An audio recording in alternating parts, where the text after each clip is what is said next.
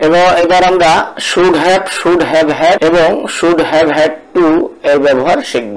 Should have হচ্ছে বর্তমানে অল্প সময় পূর্বে ঘটে যাওয়া কোনো কাজের ক্ষেত্রে উচিত ছিল অর্থে ব্যবহার করা হয়।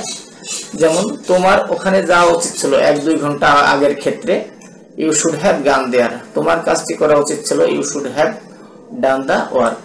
তোমার ভালো করে পড়াশোনা করা উচিত ছিল you should have studied well. এটা হলো বর্তমানের কথা বলা হয়েছে। এবার অতীতকালে কারো কাছে কোনো কিছু থাকা বা হওয়া উচিত ছিল অর্থে শুড হ্যাভ হ্যাড ব্যবহার করা হয় অতীতকালের কথা। যেমন তোমার কাছে একটি মোবাইল ফোন থাকা উচিত ছিল you should have had a mobile phone.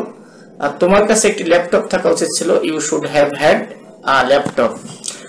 অতীতকালের কোনো কিছু করা উচিতই ছিল, বাধ্যতাবাধক বোঝাতে শুড হ্যাভ হ্যাড টু ব্যবহার করা হয়। যেমন তোমার সেখানে যাওয়া উচিতই ছিল you should have had to go there.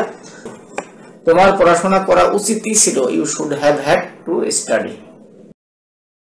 The headmaster and the president of the school present in the last meeting. এখানে the headmaster and the president দুইটা লোক বোঝায়, অতএব এটা অবশ্যই প্লুরাল নাম্বার। আর আমরা জানি প্লুরাল নাম্বারের শেষে অবশ্যই প্লুরাল ভার্ব বসে। প্লুরাল ভার্ব এখানে কোথায় আছে আমরা সেটা দেখব। এখানে যেহেতু লাস্ট মিটিং কথাটা উল্লেখ আছে, অতএব লাস্ট মিটিং বলে অবশ্যই এটা গত মিটিং বলতে অতীতকাল বোঝায়। অতীতকালের প্লুরাল ভার্ব এখানে বসবে। কোথায় আছে ওয়াজ, এটা সিঙ্গুলার ভার্ব, এটা হবে না। কোথায় আছে ওয়ার, এটা প্লুরাল ভার্ব, এটা সঠিক হবে। গতে আছে হ্যাড বিন, এটা পাস্ট পারফেক্ট কন্টিনিউয়াস এর অক্সিলারি ভার্ব, এখানে প্রযোজ্য নয়। গতে আছে হ্যাভ বিন, এটা প্রেজেন্ট পারফেক্ট কন্টিনিউয়াস টেন্স এর অক্সিলারি ভার্ব, এটাও সঠিক না, অতএব সঠিক হবে were. Thanks. Educating all people dash a মেমোর টাস্ক, সকল লোককে শিক্ষিত করা একটা বড় কাজ। এখানে অনেকে অল পিপলকে মনে করবে প্লুরাল নাম্বার, কিন্তু বিষয়টা তা না।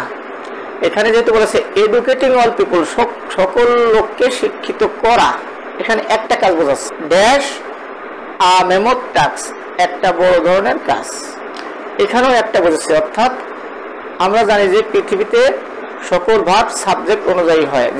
যেহেতু বাম পাশে দেওয়া আছে এডুকেটিং অল পিপল, সমস্ত লোককে শিক্ষিত করা একটা কাজ, এখানে সিঙ্গুলার সাবজেক্ট, তাই সিঙ্গুলার ভার্ব হবে শূন্য স্থানে। তাই কতে আছে আর এটা প্লুরাল ভার্ব, এটা হবে না। খতে ইজ, এটা সঠিক হবে। গতে বি, এটাও সঠিক নয়। ঘতে হ্যাভ, এটাও সঠিক নয়, তো সঠিক হবে খ।